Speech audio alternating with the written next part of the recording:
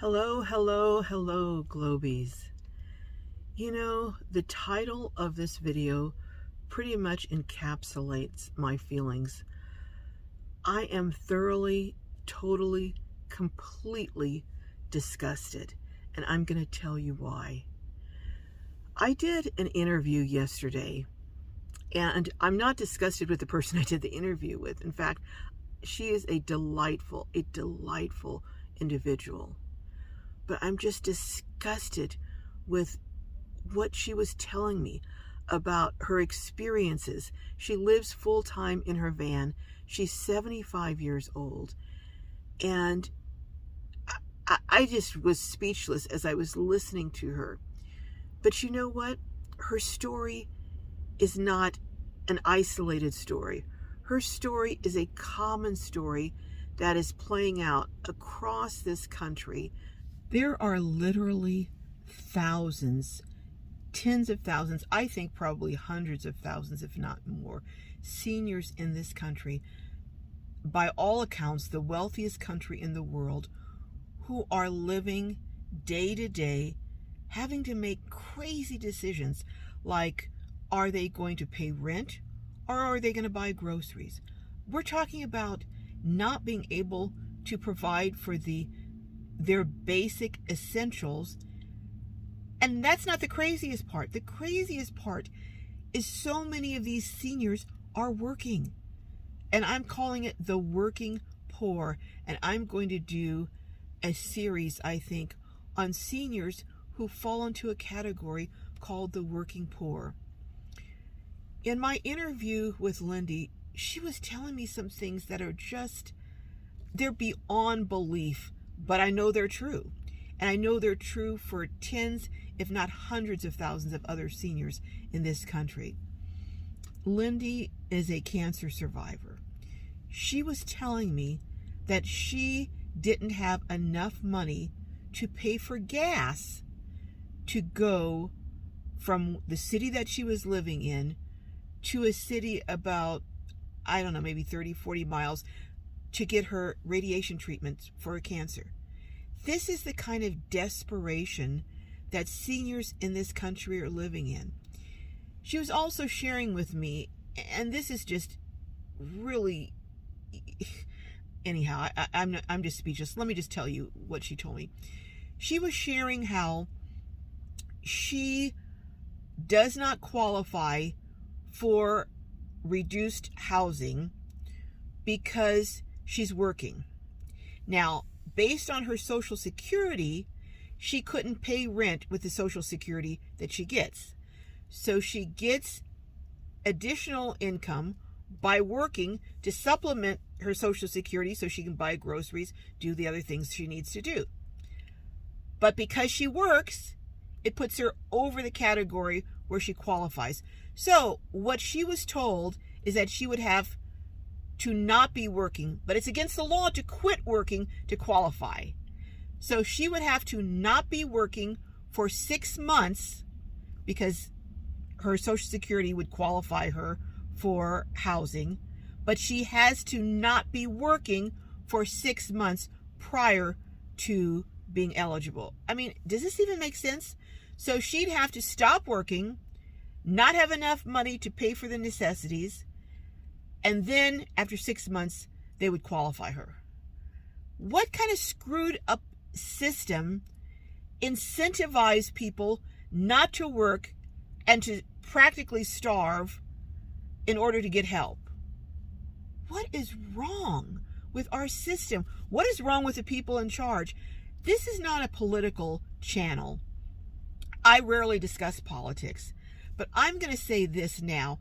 I don't think the leaders in either of the major parties, Republican or Democratic, I don't think either of them have the heart or the will to fix the serious problems that are facing us and that are facing seniors.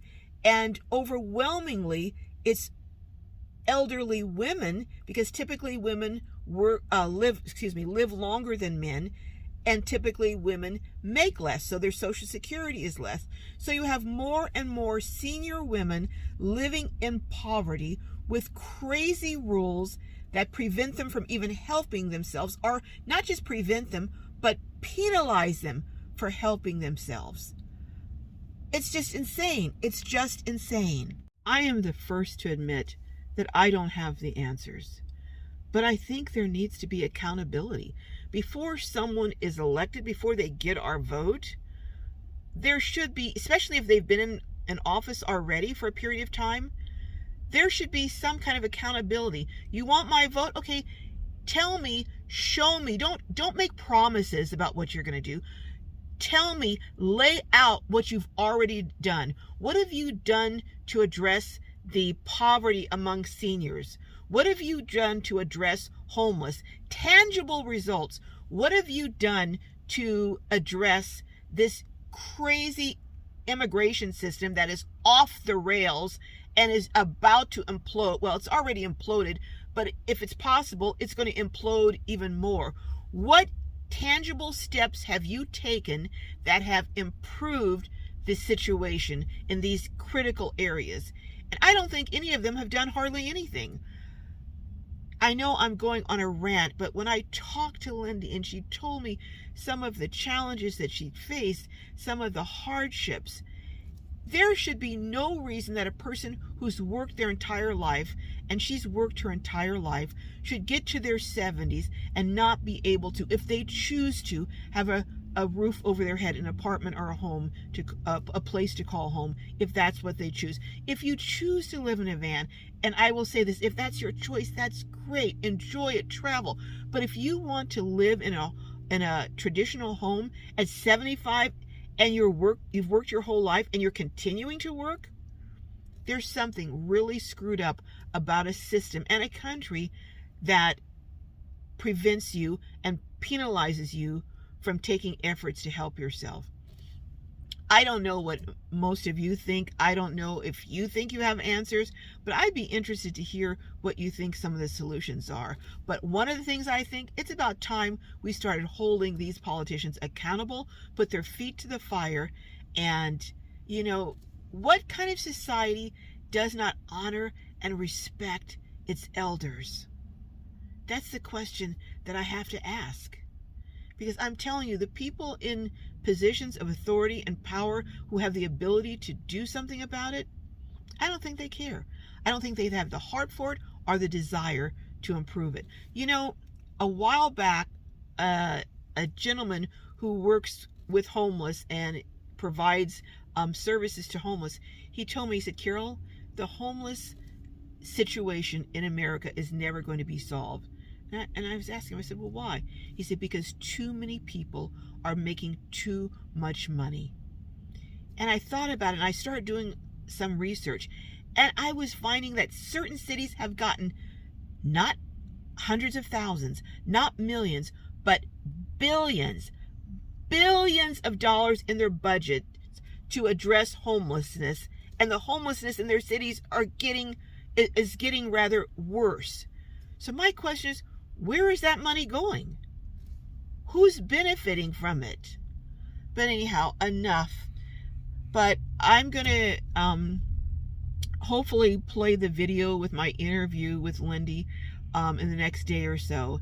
And I wonder if you're going to be as riled up and as angry as I am about the things that she was telling me and that I heard. I am more determined than ever to put together Glowhaven. I know it's not even a drop in a bucket, but sometimes all we can do is impact those in our immediate circle. And that's what I hope to do with Glowhaven, provide a haven for people who need a break, who need a rest, particularly older people, and especially older women who are out there on the roads because they don't have a choice. They don't have an option. In this country, the richest in the world, they can't be housed in affordable housing. You know what? I think I've ranted enough for today. We're on the road traveling and it's cold. That's why I got all this warm gear on, a hat, beanie, everything. But hopefully I'll see you all in quartzsite. And meanwhile, take care. May your journeys be filled with joy and blessings. And you know what? let's try and be kind to each other. And when we encounter people in need, maybe we don't have a lot, but maybe we can just share a little bit of what we have. All right, Globies, till next time, I'll see you at the live on Saturday. Take care. Bye-bye.